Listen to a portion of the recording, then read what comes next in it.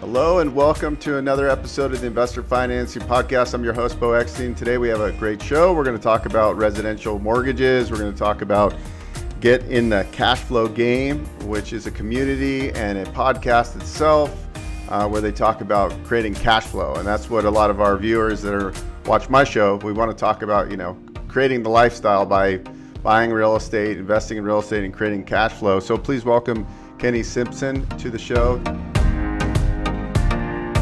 Thanks for joining us, Kenny. Hey, thanks, guys. Thanks for having me. Appreciate it. Excited to be here. All right. So, I think what's been your history as far as the lending business? I think your significant other got you involved in the industry years and years ago. How did you end up getting into the mortgage business? Yeah. So not her, but yeah, I actually started in the business as a proster. So I was going to school. 2004, I was working at a restaurant and all my friends were getting into real estate, the loan business, and they were making a bunch of money. And I kind of was like getting over college. So I never finished. I was like, enough of this. And basically, got into the lending business as a proster and then quickly just had a branch. And then, the crash came. So that was interesting. And then you kind of have to reinvent yourself to where you're going to go. And ever since then, just been kind of trucking along and kind of did the direct lending route because everybody kind of went that way when the crash happened. Brokers were bad. It was all of our fault. And I'm actually now back to brokering, which I'm glad. And just honestly, just focus on building my business and building the team. And I love being a broker because a lot of different products, rate, service is really good now with technology. So I'm just excited that I'm able to take what I have, the knowledge and the products and stuff, and give it to clients and new clients and stuff like that. And for people that are watching this or will watch this in the future, can you kind of walk through the differences besides you being a loan officer at Wells Fargo? There's one credit box versus what you do and the flexibility and the different programs you have. Yeah, absolutely. So in our world, there's probably kind of three different kind of buckets. I work at a bank, Wells Fargo, Chase, Bank of America. I'm a direct lender. So some of the big guys, guarantee rate, maybe Loan Depot, stuff like that. And then there's obviously wholesale, which is where we're brokers. The bank could be good for you, but I always tell people banks are good at taking your money and lending it. They're not really good at doing the loans and being efficient and quickly. If you run into a problem or something, that's where things can kind of they're not really good at working them. Plus, I would say a lot of people that work at banks, that's where they start their career. So the chances of getting some very seasoned veteran person is tough. They've probably moved over to more of the direct lending or wholesale. So, in the bank, I think the banks to me are the best is if you're a private client, you got millions of dollars in with them and maybe you're doing that single family and they're going to give you that great rate and give you a discount. That's it. Otherwise, most people that I know aren't having great experiences with the service, so it's tough. Direct lending, you probably get a lot of guys that are really good at what they do, building the team. They work with a lot of, realtors and stuff like that. But the same, everything's in one box. It's kind of like underwriting's in-house. So if they get backed up or they can't do it, they can't really shift. The reason I don't like about it is I don't need 4 managers above me, to have the payroll. So rates are typically higher. Service can be good, but they have a lot of fluff and overhead. And then also is they just don't have as many products. I always say I'm broker by choice now is I didn't go to bank, but I tried all the direct lendings. I tried that out. And I'm here because I want the lenders fighting over me to say, here, Kenny, I have the best rates, I have the best service, and my client ultimately gets that deal. And then also I want the options, whether I'm doing a Fannie, Freddie, FHA, a DSCR loan, whatever it may be, non-QM, I have the flexibility to go many places. And also if one lender, they decide they're backed up and they want to raise rates to slow down volume or their just service isn't good, I've got many other options to go to. So with technology, with rates, with innovation and things, the broker model has come a long way. And the crazy thing is that the broker is only 20% of the business still today. So people are still going to the banks and the direct lenders. And before the crash, it was 65% of the business was done as a broker. So it's kind of crazy. So the broker channel is really coming up. They're really educating the consumer of like, hey, I'm here. I don't need the managers and all that. I run my own business and I just pass the savings on to you. And I just feel like we do it better and cheaper. Yeah, no, that makes sense. I mean, there's so many different loan programs. There's different guidelines. A lot of self-employed people, for example, they have to go the non-QM route, the DSCR loans for investors.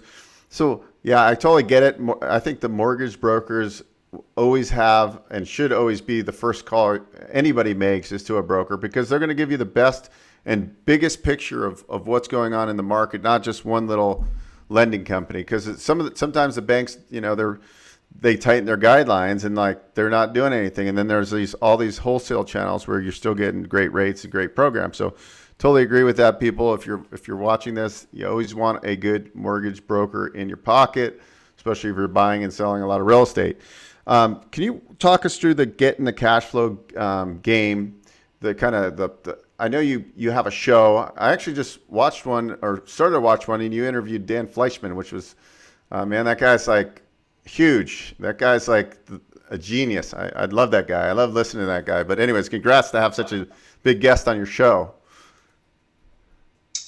Yeah. So yeah, Dan Fleischman, I'm actually part of a mastermind. So we're kind of buddies now with a lot of guys. So yeah, he's just honestly probably one of the most well-networked, smart, amazing people you ever be with. And he's going 1,000,000 miles an hour. So if you follow him, he's like here, like I think he's in 3 cities like this week. It's crazy. So, yeah, you know, just like you, the podcast is great for meeting people, learning about people, and we get to meet and we connect. So if I ran into you, we've had some kind of connection. We talked about each other. So that's number one. But how we really landed with the podcast is we were doing our loans. We had a property management company where we had, you know, about 1,000 units, and we sold it because I said we can't sustain this like working 80 hours a week. So I said, hey, we weren't really doing any marketing, nothing in our business. And so I told Krystel, we need to replace some of this time with like branding, marketing. I didn't really know what that meant. It was more of the social media game. It was the Gary Vee thing. So as I started looking into this, 4 months later, I was in Gary Vee's office at a 4D dive. And, you know, Gary comes walk in the room and he's like, well, what are you doing here? And I was kind of like, honestly, I don't really know. I just know I want to do marketing and do something. And basically, he said, well, you know, so I told him my story and background in real estate, all the stuff we've done. And he's like, well, just go back home and share everything you know and just give it all away. And I was like, okay. And I'm like, I don't even know what that really means, but I will have to figure that out. And ultimately, one of the guys in there had a podcast. So we hit him up and we got the equipment, and I just started filming a podcast and interviewing people. And then we were just doing stuff where Krystel and I would talk, and we started sharing our story, sharing all the things we've done in real estate. And slowly but surely over, you know, months and years, it does help you. People were calling us emails like, wow, I didn't know you guys did all this stuff. Why didn't you say something? I was like, I didn't know I was supposed to say something. I just worked, you know? And what I realized is that when you share, whether you make great bread or you're good at fixing cars or you're good at real estate or whatever, when you share that with your community and your community grows, you start to become an authority figure. And then also you can start interviewing other people as well that you follow, whether Instagram, whether they're, you know, somebody that might be on another podcast or somebody that writes books or whatever. You just start to understand that this is kind of a community where we're all talking and like what we're doing today. So that's how it grew. And then at first we were kind of a little bit more wide range with it. And now we've really narrowed it down to probably real estate and people that do cash flow and entrepreneurs and stuff. But for me, it's been really great for the brand. And I love that now I can see somebody on a podcast and go, hey, let's try to book that person. And they kind of see your Rolodex of people, and you might know somebody that they know, and you can get them on. And so it's been really great. And I love it. Yeah, no, that's great. And so if I'm hearing a common theme is that you're not afraid to invest. Like you went and met with Gary Vee. I'm sure that wasn't cheap. You're in this high level mastermind now. Have you always been like that, where you're just like, you realize that you want to get information from the top resources, and you go and find the best mentors in like social media marketing, Gary Vee and what, you know, Dan Fleischman's group. And have you been doing that since you were young? Is that kind of your mindset going forward? What helped you grow your business the most? No, I haven't. No, I haven't. So I didn't do it. We probably learned things the hard way. And so Yeah, we went from we never did any marketing or nothing. Like our business is 98% referral, even the 18 years we've been doing it, and we've done really well. Probably because we just worked really hard and gone above and beyond. And then we really learned like whether I'm doing residential or Krystel does commercial, or we're doing the property management, we just own it and we make sure we handle our shit, let's say, right? And take care of the customer. But, as far as mentors, no. And that's one thing I regret is I should have started earlier. We have mentors locally, like real estate investors that won't come on the podcast, or more private, wealthy individuals for that like kind of helped us with that stuff. But now I went from spending no money to this year, just with marketing and branding and all this stuff. I mean, we're probably spending $200,000 this year just on different things. Yeah. And because we're doing that, it's because I met with people and they said, Kenny, see, I always looked at it as an expense. Oh, why would I spend money on marketing? That's an expense. That's a waste of money. And then I started realizing that if you actually invest it with the right people, whether it's Dan Fleischman's group, whether it's this person for PR, whether it's, maybe just pay somebody to interview or just sit down and have a coach, you realize you're doing this to get around a group of people, or to basically skip, to go from A to, not to A to B, but maybe A to D, right? Or A to F. And so you can move quickly because somebody's like, hey, I already made all these mistakes. This is what you need to do. So what I realize is by being in these groups and paying for this, you're surrounding yourself by people that have made the mistakes that can get there faster. And so now I realize like it's something like I look forward to spending the money because I know in return I can maybe 10x it, 5x it back with just learning and being around more people. Yeah, no, that's awesome. Yeah, I think it's good. And that you realize that maybe a little bit later you could have maybe supercharged even better results if you would have implemented earlier on in your life. But you came to a point. So you guys were in the lending business. Then you had a property management business. You scaled that to about 1,000 units.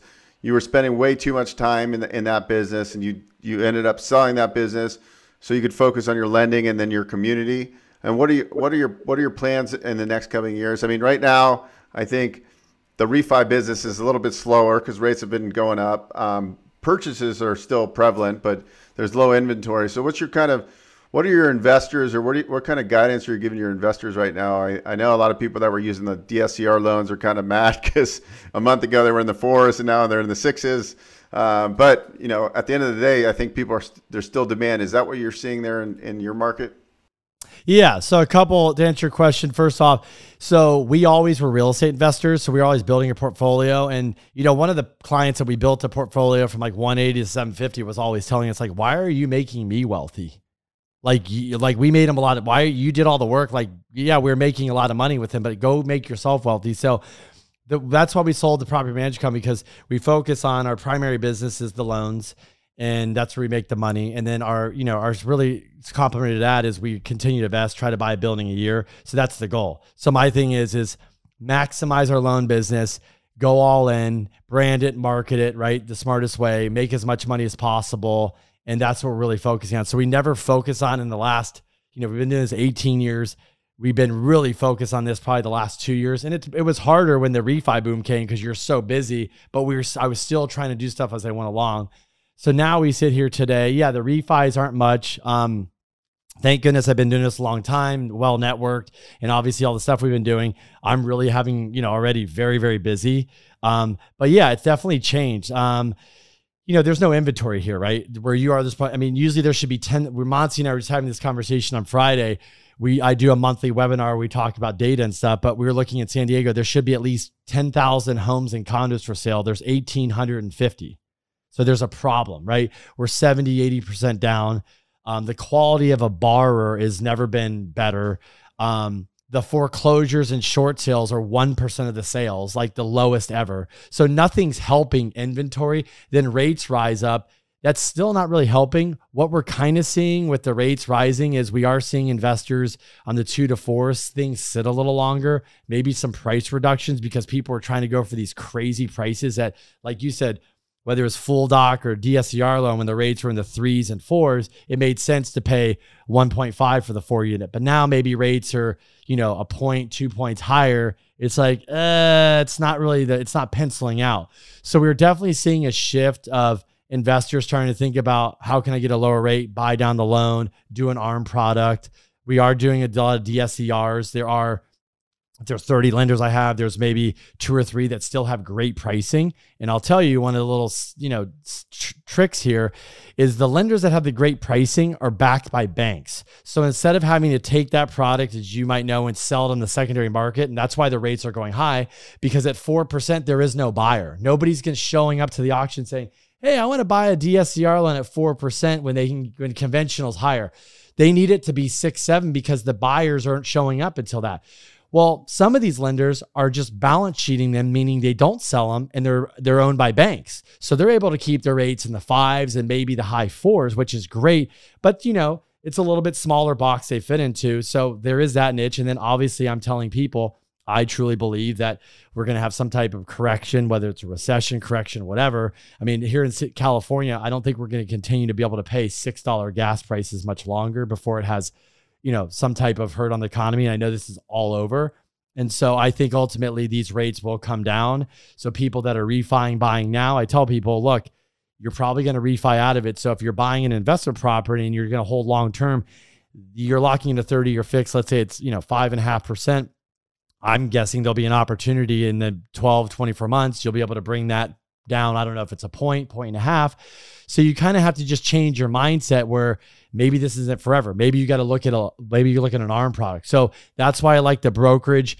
We have products where there's a portfolio where there's banks and they have ARM products, different products that we can offer people to keep the rates a little bit lower to help them, get in a deal, still make sense that hopefully in the 12, 24 months, we can refi you into a lower rate when things kind of shake out and obviously these inflationary numbers and commodities and stuff just come down. You're listening to the Investor Financing Podcast. We'll be right back after this break. Hello, Beau Eckstein here, host of the Investor Financing Podcast. Are you a lender, real estate professional, or vendor that provides products or services within the real estate investing and business owner space?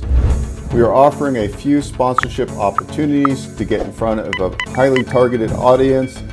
If you're interested, please click the link below for further information. We look forward to talking with you. Thanks. Make it a great day. What about are most of your holdings, are they in the rental properties you do own, or do you buy them in San Diego area? Or so because that's what you're used to. You used to manage right there, so you just feel most comfortable buying. Are you doing any short-term rental properties? What's the climate? I know it's probably a great market for short-term rental, but what's the regulations like, if you know, in San Diego? Yeah, so we've owned a vacation rental property for probably like 7 years now in La Jolla Shores, if you know where that is, one of the best spots. We just bought it. Regulation is getting ready to go into effect, I believe, this year. It's kind of hard to say about everything, but what they're saying, basically the overall, just general idea is if you own an investment property or vacation renting it, I think if you've been owning one, you're going to be kind of almost grandfathered in, even though they're saying it's a pick from the hat. But I think you'll be grandfathered in. But they're going to limit it to like 6,000 licenses. But we don't know if you have a 4 unit like I do, if that's going to be one license or how they're going to do it. There's some guidance, but not total guidance. I am going to have Jonah, who had one of the largest vacation rental companies, sold it to Vacasa. He's going to come in here in the next month to 3 months when we kind of narrow down the laws. He's been the forefront of it, dealing with the local politicians, dealing with the VRBO and HomeAway and Airbnb CEOs. He knows them. He's been fighting it kind of quietly, raising money and stuff. So we'll see how this ultimately lands. But, it sucks because when you look, if you're in San Diego, take La Jolla Shores, there's just not many hotels. And if you're going to think, oh, we'll just build more, well, good luck building anything here. To build a hotel would probably take 10 years, right? To build a home in La Jolla Shores, knock it down and build it, if you're good, is 4 years, but probably 5 years.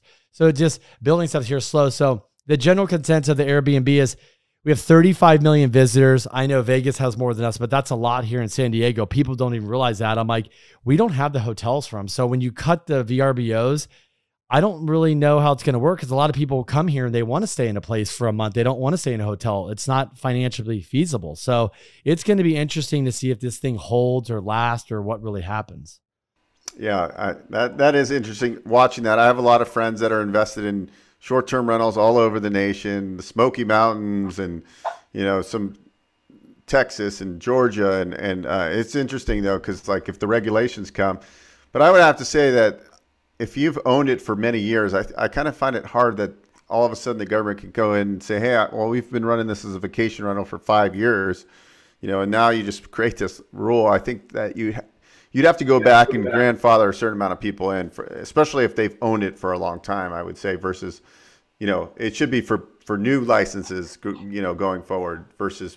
I agree with you. That's a great point. And the other thing is what these politicians might not realize is that I've owned it for that long. I have a client base that comes back and back and back. We've had the same people come every year for a month. They drive from across. So the other thing is that I think just like what happened in Palm Desert, certain areas like Rancho Mirage and stuff, they're like, it's only a month. And I'm like, how does that go? So what happens is they have people say, well, we only stay for 3 weeks. They're like, well, you're going to sign a month contract. This is the fee. And that's what it is. So we do get people that stay. We have, a guy in right now for 3 months that drove from New York. So that wouldn't even count for a day. So I think there's a law in place, just like if you take Palm Springs, they've changed things. They made adjustments. There's a thing where San Diego says we're going to reassess this after 7 years to see how it affects things. I don't even know if it'll take that long. I think that we'll see how this whole thing shakes out, but I don't know. And the other thing is, there's a good point is Jonah made is that they said there's 12,000 licenses in San Diego. But the problem is Airbnb and VRBO, they will not give each other their database, obviously. So we don't know if it's dupes. We don't know if there's 10,000, 5,000. So we don't even know the real number. Nobody can get an accurate count because they will not share the data. And I get it because it's proprietary. So when it shakes out and you get the law, we're just curious to see where's the final number really land. And then I think you take it from there. And on your short-term rentals, wasn't it just a huge boom? Like kind of like after a few months of COVID, then all of a sudden your revenue probably, most people I've talked to, their revenue for like 2021 was like 20% higher than the previous year. It was just like amazing to see. Do you think that's going to continue to be the trend, or do you think that will start kind of fizzling down a little bit and going back to like the norms? Yeah, definitely people wanted to get out and they probably paid more. I think San Diego, we'll just talk about now and then maybe after regulations. I think now we're when I bought the place, everybody's like, I didn't know Airbnb, I didn't know VRBOs, I didn't know vacation rentals. Everybody's like, run it at 65, 70% occupancy. I said, okay, it works. Well, we're probably at 95%. I have to like put a blockage in to go fix something, or do some repair. And I'm like, man, I'm losing money. So it's that good.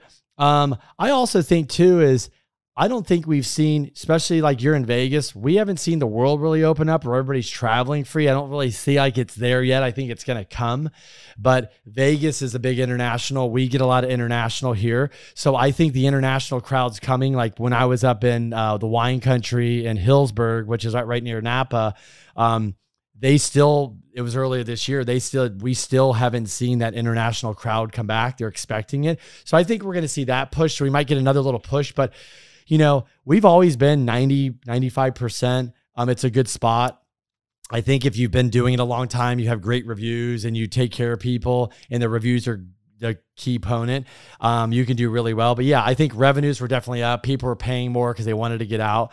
But to go beyond that, if the regulations come in and they cut down the vacation rentals and competition's less, I don't know if prices are going to go up, like supply demand, right? We're seeing that in real estate. We're seeing it with everything. So, and I do, yeah. And to go back to your saying is a lot of people are doing this around the country. It's becoming a boom. It's becoming a trend, but they have to be careful because there are people that I know that went into certain places like, oh, it's all great. And then blew up. And then the city kind of said, hey, we got to do something. And they just kind of put a noose on it and kind of screwed people over that bought these expensive properties and cannot get that kind of return. Yeah, totally. It'll be interesting to see how it all phases out. My good buddy just bought like 5 houses, 2 in Arizona and 2 in Tahoe, and he's absolutely crushing it. So I love watching it, and I'm just like, I own a bunch of long-term rentals, but I need to get into the short-term rental business. But I'm kind of watching and figuring out where exactly do I want to invest. I was just in Lake Havasu. That could potentially be a decent area. But anyway, there's lots to think about. I kind of like things close, especially like a short-term rental. I feel like I'd need to be pretty close just because even though you can, run things remotely with check-in and so forth, it's just the little maintenance things and the checking on cleaners and just making sure, because a couple bad reviews, then, less, it hurts your Airbnb profile. But I mean, yeah, we had to like when things happen, an AC breaks, this happens, people get pissed. And I always remind people they're on vacation. They're trying to have a good time.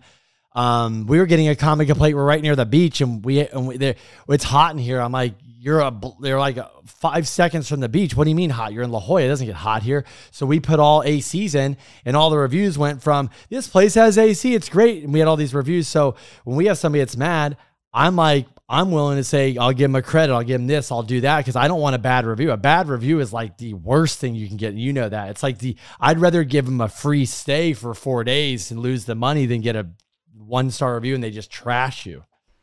Yeah. I read about some horror stories too, because you got to be selective about who you let in your properties too, because you never know. You gotta get the screening process down correctly. But Kenny, that was a freaking cool interview with you. I enjoyed learning about your history and what you guys are doing, and you built a property management company, been in lending for 18 plus years, and live in my favorite place, San Diego. And so if people want to follow you, should they go to getinthecashflowgame.com? Where else can they follow you at? Where's a good place to send people, or is that the place to go? You can find me at Kenny B. Simpson on Instagram. Probably just search, but yeah, we're probably all over the place. We've done, just like you're in the podcast. I think we're about 160 episodes. It's great. So it's kudos to you for starting it and continue it, because 95% of people stop after 10 episodes or don't make it to 10. So it's definitely people started. This is a lot of work. I'm like, yeah, it's work and time, but the rewards do come, Yeah. And I mean, if you like anything in business, this can be all automated. Once this is done recording, it goes to a virtual assistant in the Philippines and she edits it, makes it look beautiful. And it really, and at the end of the day, it's a great conversational piece. People find me online all the time. So I don't know. I'm a big fan of YouTube, and like these platforms are here and they don't cost you any money. So it's like crazy. Yeah, it is crazy. Like anybody can go out and do it. And I always tell people, if you got something to say and people will listen, then you probably could start some kind of show or a YouTube channel.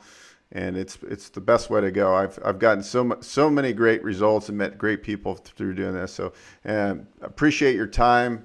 Thank you so much. And we'll see you everyone on the next episode. Thanks, guys. Awesome. Thank you. Thanks for having us.